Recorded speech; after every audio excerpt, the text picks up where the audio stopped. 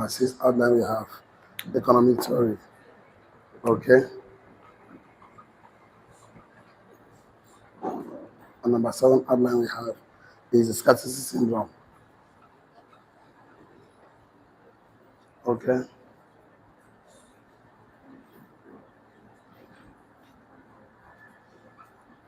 And number 8 outline we have, good and fine, we have the 8th outline which says God's integrity. God's integrity. Okay, so he started the class by telling us that the fall of man has always been that the man was losing focus. He shifted focus from abundance to lack. That was what he established on the context of the concept. That the reason why he experienced scarcity was that that was not God's plan for him. That wasn't God's intention. That wasn't the original plan. He loses focus from abundance. That was when he now focused on lack. And when he focused on that one thing, that was when he lose, of course, Satan successfully break his focus and secure his fall. So if you don't lose focus from, of course, from abundance, you will never experience lack. It might pass through a moment of trial, of course, challenges moment, but definitely you will come out victoriously and strong. The enemy fundamentally invade our space through initiating conversations by suggesting, of course, the negative things to our mind. And if you entertain those negative thoughts, those lack, it becomes a scenario and a movie in your mind. If you watch it long enough, it becomes a psychological stronghold. So they may always confuse and contradict God's character and integrity by making you feel that God is always lying to you, like he did for the first man. He told him that God said you shall not surely die. You will not die, because that's not true. So he called God a liar. He actually attacked the integrity of God. So the failure to recognize and value what you already have is the key to losing it all. So for whoever that had, to him shall be given, and he shall be given more abundance. But whoever that had not, from him shall be taken that which he already had. This is simply a paradox in the phrase. That's to say that if you say you don't have, you do not recognize and value because, of course, God's giftings to you, talents, credibility, concept, context, creativity, you will lose that which you already have. All of you have something because God never left a man to nothing. You have health, you have experience, you have ideas, you have so many things you have successfully, victoriously come out, of course, successful. A lot of people are passing through it, but you package it as an idea, as a concept, they will actually give you money for it. So failure to recognize and value what you already have is the key to losing, or decide not to feel ungrateful even when you are down to nothing, because everything is working, of course, together for good for you. Thank God for your life, your friends, your families, your health, your skill set, your mindset, your strength, your knowledge, that nobody can take away from you. There are so many things they cannot take away from you. Of course, be thankful and grateful for the promises of God and the testimony you will ever experience, because if you do that, you will never experience bitterness, jealousy, envy, or you will never be ungrateful, and you will never lose focus on abundance. That was why we said failure to recognize what you have is a key to losing it all. So God doesn't give you, of course, harvest. He gives you seeds. God doesn't give you, ask God for a door, he gives you a key. He asks God for things, he gives you thought. He asks God for victory, he will give you, of course, strategy. Ask God for a plan, he give you a prosperity, he give you a plan. So whatever you ask, whatever you ask God, God will give you keys and seeds that because seeds don't look like the harvest they produce. Our keys don't look like the door they open, the engine they start, the machine they start. So people don't understand that your prayers are always answered in forms of keys and seeds and thought and strategy and plan. So that is why whatever you ask God to do, God already done it for you, but it will not just come bam. You ask God for a car, God will not bring the car and put on your table. If you ask me for a car, I cannot bring and put on your laps. I will give you the key and tell you where the car is located. Once I give you the key and the authority to go and take the car home, it's your own already. So we ask God for something. Most of the time, He gives you something that you must be part of the process. If God wanted to plant the seed, clear the ground, put fire, of course, till the ground, plant the seed, weed it, nurture it. So it takes time. God doesn't give you overnight success. He gives you overtime success. A lot of people, because they are entrepreneurs, they start a business with an idea, with a concept to solve a problem, meet a need, make impact, make contribution. But most of the time, what they're asking God for is millions, 50 million, 1 million to appear now. No, God will give you an idea to think, to impact on people, create a team, because so they can sustain the outcomes and results. He wants to develop discipline. But whoever the world wants to use for something great, he break the man from his ego and pride. Look at every man he uses. He makes sure you pass through the process. The longer and faster you let go of ego and pride, the easier and better for you to achieve your dreams on time. So if you give, of course, Abraham asked God to walk before him and be perfect. That means walking before God, you must be trusting God, because you have to believe in his word. Most people never realize that they have value in their life. They never recognize the things that God has given to them. That's why they complain, they murmur, they feel unhappy, ungrateful, and they feel like God hates them. When you don't recognize and value that which you have will be taken away from you. So we discussed that God always there's more than enough. There's more than enough for everybody. I'm just doing revision for those who are not in the class. We started talking about the idea of 5 loaves and 2 fishes. There was just more than enough. There's more than enough for you, and there will always be more than enough, even for you to have left over for your children. So your portion is abundance. Your portion is to live not just enough, but just more than enough. So yesterday we started talking about economic theory, the garden theory, the garden economic theory, and the grocery store theory, or what we call supermarket theory, whereby consumption leads to lack for grocery store theory. That's supermarket theory. That means the more you consume, it relies on scarcity, the more people will not get. That theory, it can never, of course, fulfills you as a person. So why not focus on the garden economic theory, whereby consumption leads to production. Every fruit you consume has a seed that can be planted that will give you a tree and give you more fruit. So everything you consume leads to production. This idea will actually move you to start focusing on abundance. And once you focus on abundance, a lot happens to you. So the original economic theory is the garden economic theory. That was the last statement we made yesterday. Yes or yes? Yes. Okay, so Adam was encouraged to eat freely from all the fruit-bearing trees, and only one that was forbidden. That means they have a chance to eat more and more and more. So I need to give few statements on this economic theory so that we can gather the call it a day. Before I do that, I need to clean from here up here, so I can draw something that, because we are in this class today, don't worry, we'll finish it, we'll connect all the dots today, but I'll still link us back to where we started talking about that not all truth are truth, but all truths are true. That means if it is true that nobody can walk on water, that is a fact. That is a fact. See, today, that is fact. Fact. So, but it's truth. Christ walked on water. It is true and fact. Lion will eat Daniel, human being, but it's truth. You know, it's true and fact. Fire will burn Shadrach, Meshach, and Abednego, but it's truth. You know, but now the Bible says, "You shall know the truth, and the truth shall set you free." So when attitude is right, fact don't matter. So your attitude is what you think and feel about something. So we always draw like this for some time now. They say this is called fact. This is called true. I know it is true, but this is your face now. Okay, we always draw something like this, and we say something that these are your big eyeballs and your nose and your mouth. So you are focusing on the fact. So whatever you focus on expands. Every fact has positive and negative. It's called the law of duality. Whatever you focus, create a belief in your mind. So you're focusing on positive things. Of course, you're going to create a belief in your mind called faith. Turn off faith. You're focusing on negative things, you're going to create a belief in your mind called doubt. Turn on doubt. So whatever you focus on matters. So you have to focus on abundance. Because if you don't focus on abundance, we're going to focus on scarcity. There's nothing like a vacuum in the life of a man. So the reason why people are not realizing the person happened to them, because they're losing focus. So they are not focusing on anything. They're not like once you don't grow, you start dying. It's called entropy. So once something is not improving, it's deteriorating. So the thing is this: so much abundance for you to focus on. So much abundance, your talents, your gifting. When you realize how abundance, of course, of the things that God has made available to you, you will not fall into temptation. You will not be attracted to focus on lack. So the seed in the fruit will not produce. The seed in the fruit will always produce, of course, trees that will give you fruit, and that will give you seed that give you fruit. So the more you eat, the more trees and in the garden will produce. The garden economic theory start. The more you eat, consume the fruit, you surely have a seed that can actually give you another tree. So what happens is that when people focus on what they don't have, instead of focusing on what they have, when you focus on what they don't have, 3 things happen in your life. That's what we're going to go to talk about: the scarcity syndrome. That is the 3 things. Once you lose focus from here, you leave your sign up, your sales, your promotion, whatever on when you lose focus on abundance, 3 things happen. I called it the scarcity syndrome. 3 things happen. Number one thing that can happen, outline number 7, the scarcity syndrome.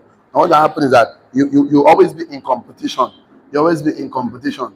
That is number one that will happen. Number 2, you always be envious. You will become envy. Number 3, that will happen to you, that you always have a win-lose mentality. A win-lose mentality. 3 things that happens to you. Once you lose sight from yourself, envy. Once you lose sight from yourself, once you lose sight, you become envious, jealous, bitterness, anger. So why people are angry? Because they're always looking at negative side. If somebody match you and you say, okay, thank you, sorry. Whatever happens to you, if somebody gets you offended, offense is a standout. But you now don't take it inside. Taking it inside your heart becomes bitterness, and bitterness is punishing yourself for someone else's stupidity. When somebody gets offended, you need to look at positive side. You will not be angry now. You will not be jealous. You will not. So when people lose sight from abundance, these three things happen. If I let me give you some notes to write, very, very important. Let's pick the first one. Write the first one, competition. Write it, competition. Write competition. Write it, and let me give you something to write. The danger of focus, the danger of focusing on scarcity.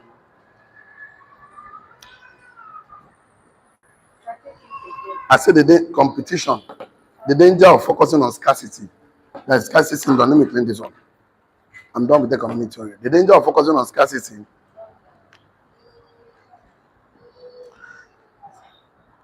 The danger of focusing on scarcity is that you end up competing with other people. That's the danger. The danger of focusing on scarcity is that you end up competing with other people. Full stop. We can and we should compete with ourselves in our own space, with who we were yesterday. We can and we should compete with ourselves and who we were yesterday. So we can and we should compete with ourselves, with who we are yesterday, with our space. That's the only thing you can compete with. But if you focus on scarcity, you think that, oh, there's not enough that can go around. That my brother is winning, that means I'm losing. You have 7 code, 15 accounts, 16 accounts, 31 accounts, that means I will not have. That's what you're thinking. You're thinking scarcity. That further have 15, 31 accounts don't mean that you cannot have your own. There's about 1.3 to 1.4 million people in our Oyo local government alone. 7 to 8 million people in our Kwara state. Over 200 million people, over 230 million in Nigeria. Even if it's 1% that is your own, you say this 1% is my own. So because you think that there's not enough to go around. So if somebody is winning, that means you're losing. That's why you're competing. So we can and we should compete with ourselves and who we are yesterday. That's to say that the only thing you can compete with is yourself. That means yesterday you read 2 chapters, today you should read 3. Yesterday you sent 10 messages, today you should do 11. Yesterday you make 20 calls, today you should make 21 calls. Yesterday you share 5 cards. Yesterday you go to sell 2 plots of property, today you should make 3. Just focus on yourself. Yesterday I studied for 1 hour, today I should do 1 hour 10 minutes. So only thing you can focus on is yourself. But once you focus on scarcity, you need to focus with other people. You need, of course, you think that it's not just enough to go around. So for your brother to win, that means you're losing. So I said, no, that is not true. Because you're focusing on lack. Scarcity syndrome leads to unhealthy competition with other people. You should not compete with anybody in this life. Only compete with yourself, because there's always a next level for you. There's always a better version for yourself. You are getting 2 million today, every day, you can get 3, you can get 4, you can get 20. So always look for what can I do? What can I improve in my life?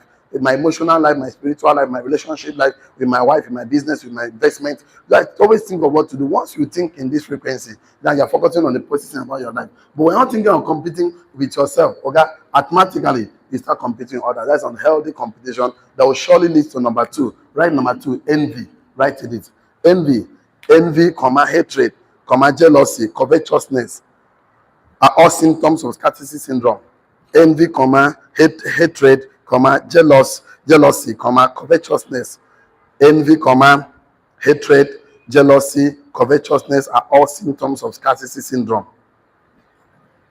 Envy, jealousy, hatred, covetousness are all symptoms of scarcity syndrome. So if somebody that is always envious, okay, let me tell you what to write on your note. That will make more sense. I think you write that envy, hatred, jealousy, covetousness are all symptoms of scarcity syndrome. Full stop. If you want what I have, is a proof that you don't see what you have already. If you want what I have, is a proof that you don't see what you have already that have been given to you by God. If you want what someone else have, is a proof that you don't recognize, you don't value and recognize that which you already received from God. That is the truth. If you want what I have, is a proof that you don't see what you already have and be given to you by God. So you don't value, you don't recognize. Why would I want someone else has? When I know I have giftings, I need to work on my own. I need to think, thought, I need to plan. Okay, I see people play football, they are doing very well. I don't want to be a footballer. It's not that it's bad, but I know I can be something that God has. I can solve I see people going to oil rig, working. So I appreciate them that are doing very well. I see somebody buy car, buy land, and appreciate my own they come. So I need to work on my own. So if you work for someone else have, that is a proof that you don't value and recognize that which you have from God. Because that which you have from God will never stop cultivating. No matter how you cultivate it, it will never stop. In fact, it will be something that God don't look at you as a person. God always look at us as a nation. That's you can see all the scripture always the God of Abraham, Isaac, and Jacob. It's always a generational thing. It's a generational God. He said, I will revisit of your blessings to your thought and voice. God is a generational person. She sees you as a nation. I mean, you are a nation. You bet a nation. Say, I'm a nation. I'm a nation. Prosperity nation, glorious nation, nation full of capacity and potentials to, so if you want what someone else have, is a proof that you don't value, you don't recognize and value that which you already receive from God. So why people are hating you is that they think that this person you should have it. That means when you want what someone else have. In fact, there's a scripture I wrote somewhere down. I missed it here. It will be part of my class. I will get to see it later. Okay, yes, it says in the book of Exodus 20 verse 17. Exodus 20 verse 17. Please go home and say, the place says that you shall not covet your neighbor's house. You shall not covet your neighbor's wife. You should not covet your neighbor's servant. You don't know his female children, or male, or oxes, or donkey. This was the 10th commandment. The 10th one, the last one, no covetousness. No, they imagine, say, this person husband fine, or this woman fine, or be like, get them. You think you start making advance. Oh, the Bible says that if you look at a woman lustfully, to him, they have been accounted for him already as sin. That's the thing. You need the one person have. The are very, very funny. Now that person husband I didn't like. That person wife I didn't like. Say the husband and the wife don't tolerate themselves since they manage themselves. They now they become handsome. This thing. Now that time I got the chook for the matter. Now person business person don't suffer bill finish. They suffer loss and the government policies, tax, everything. You don't the business they show. Now you won't come collect person. And no if they want alone. So even go and steal it. They'll go and steal someone fowl, steal someone goat. That time when the person they feed the goat small, you they watch them, you they go bush and cut the but they come. You are watching the goat don't become akpo, you don't smell for your conde for your backyard. And that time you go they eye the person goat. Nobody say eye alone. You make noise to go collect the goat. I'm a song I said, brother. Now when the person now they go soon play bush, right? Put fire, they will still they watch the man, they pass they are planting the cassava stick and the corn. You know what? You don't go do your own. When the cassava don't do, now you go pay, you go harvest person on that. I'm a son. That's you sit down, covet person property, donkey. Wow, mercy. When you have all the time to work on your own. Tell your neighbor, I'm a success. Say I'm a millionaire. Now when they come millionaire school, they they read book, they are laughing at you. Hey, millionaire alpha, millionaire school. Now they laugh. Man, small time now. God don't show, way don't open, you don't buy car, buy land. That time you're going to do those flying now. You're never going to do. I never have fun. I think if you collect one chicken for there, but that's the thing. Never I beg borrow me 2,000 now put my pocket. But that time they laugh you covetousness. So that what is that the person has lose sight on what giftings and to recognize what has given to you. They need to want someone's own. That is not good. That is a scarcity because they feel that it's not enough for him. The last one that happened to people that want people's success is the win-lose mentality. Win-lose. They always think that for someone to win that they're losing. It's not a scarcity mindset. So you win is not my loss at all. Your win is not my loss. That's why if you think that someone win is not your loss, you always celebrate their win. If you think that someone win is your loss, you will not celebrate. Your win is not my loss. Full stop. My win is not your loss at all. Your win is not my loss. My loss. My win is not your own. Your own win is not my own. So everybody can win at different dispensation, in different arena, in different space. I can win as a footballer, win as a military man, win as a policeman, win as a lecturer, win as a poultry farmer, win as a business entrepreneur. Whatever you go, just think of winning. Win-win. Then win-win. We should write it down. We should celebrate each other's win because it's a proof of what is possible for us. We should celebrate each other's win because it's a proof of what is possible for us. We should celebrate each other's win because it's a proof of what is possible for us. It's a proof of what is possible for us. There was a time, in our industry, we normally celebrate the top 20s of top earners in the country, Nigeria. So there was a time I was already top one, and someone else was, I think, top two. But all of a sudden, the person became top two because I was not in Nigeria for like 8 months, and all of things happened in my business. So my business started going down. So when I came back to the country, I was already top three.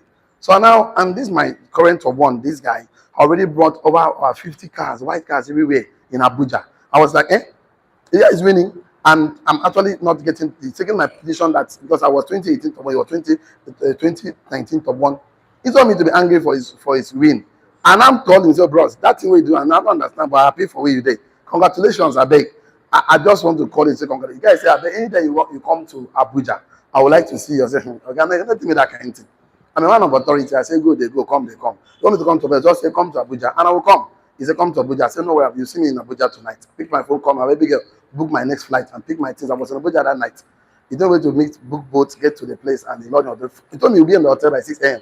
See him already in my hotel. That's how rich he will behave. Poor man always give excuses. That's why excuses are the currency poor people used to buy failure. Say no, excuses are the currency poor people used to buy failure. All my life on earth, every poor man I meet always complain. I see they are victim. Nobody supporting me. Life is life is not. See, you're not a victim. You're a victor. Say, I'm a victor. You're a victor. Yeah, I came to say that is no bitterness that I'm taking your position. I say, okay, you're not angry in it because what made you took that position? That means you know what I don't know. They cut should give me make a bath. That one, forget that. He said, since you came to Abuja, there's nothing you ask me I will not do for you. That's how my life changed.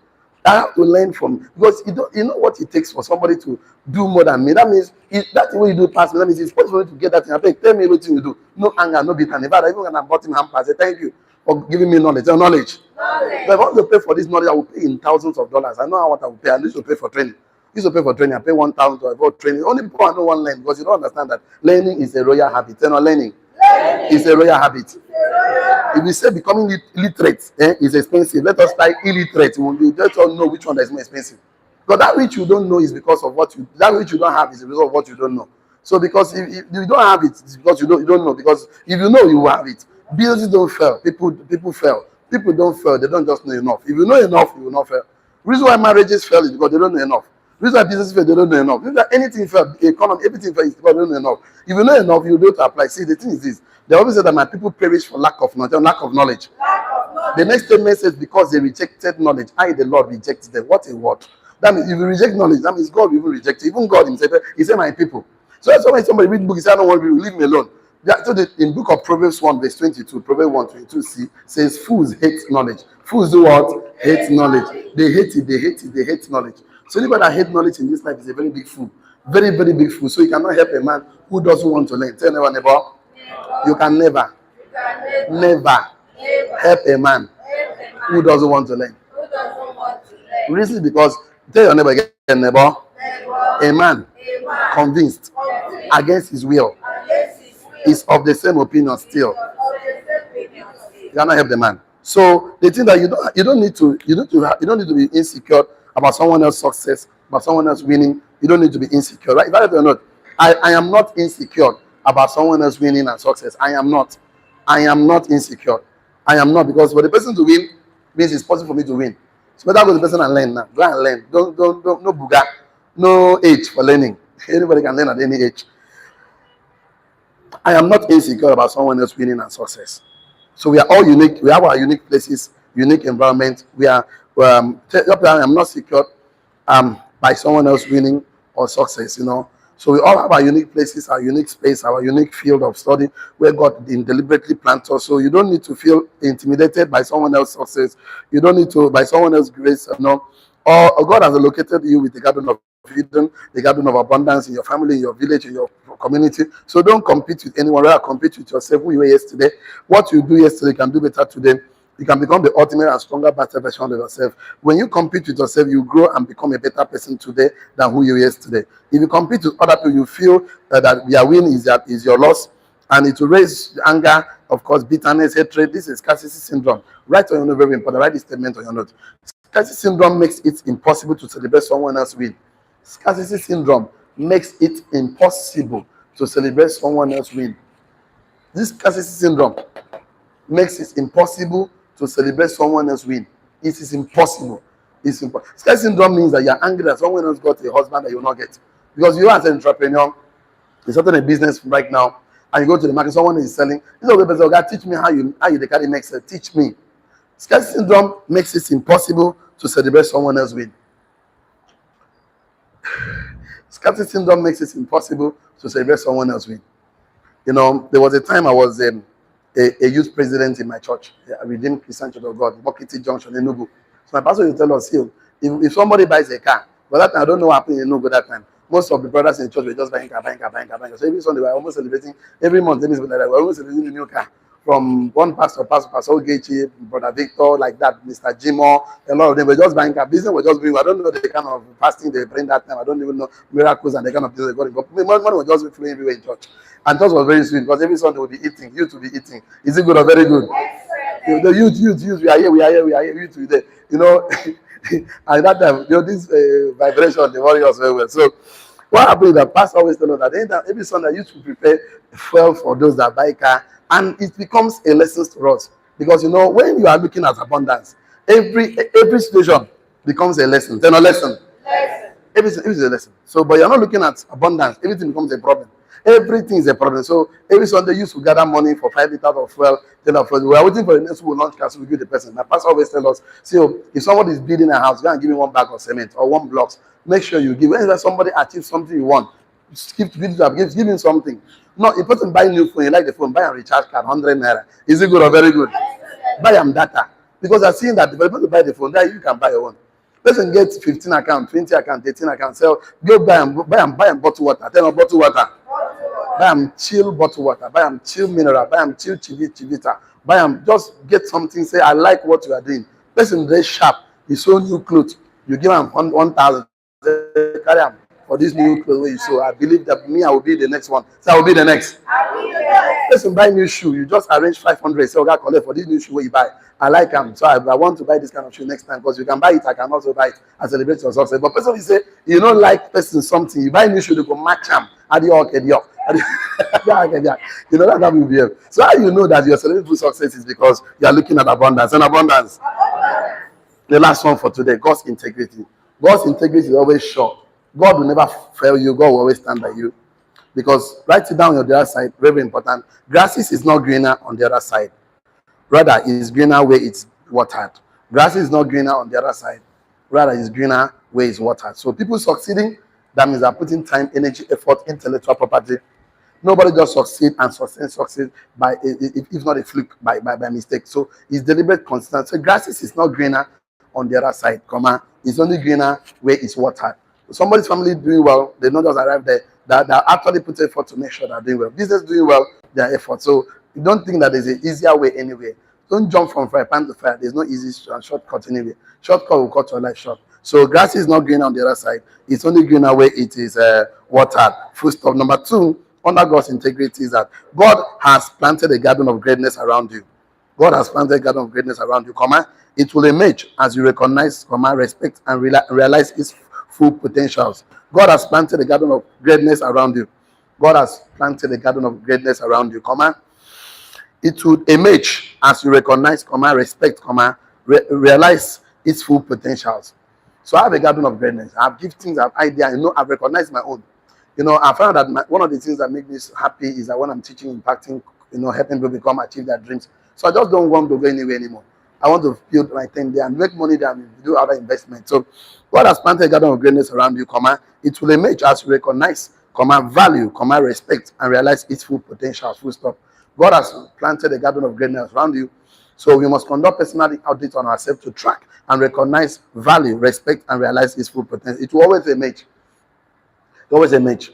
And you will see those things that you can do when nobody's paying you money. Those are the things that God has actually called you to do. That your callings and your giftings and your, of course, your purpose on earth.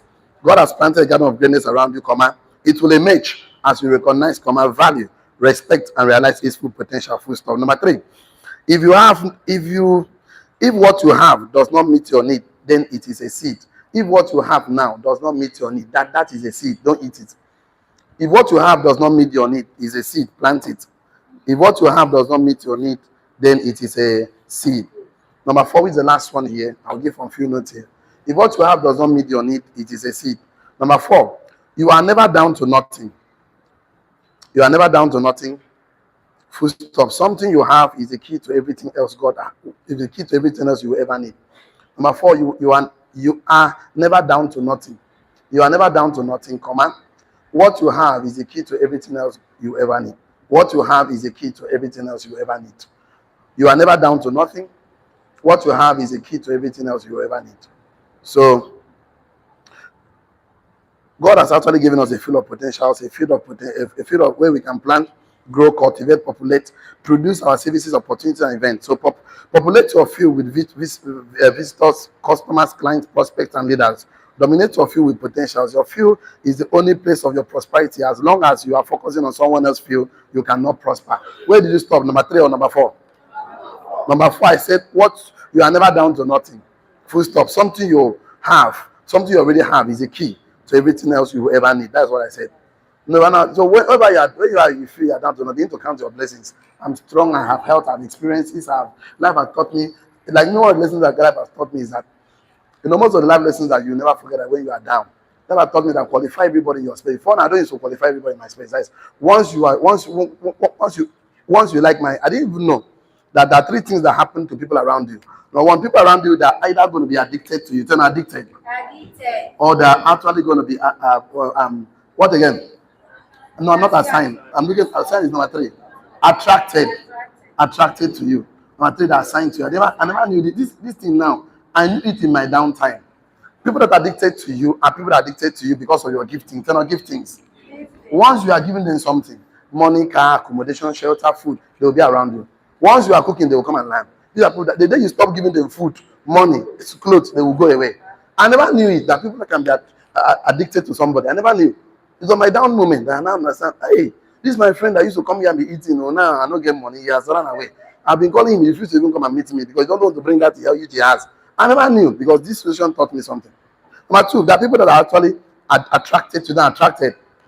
These are attracted to you because of your energy, because of your passion, because of the way you talk, the way you dress, the way you look. As far as you are inspiring them, you are encouraging them, they're around you.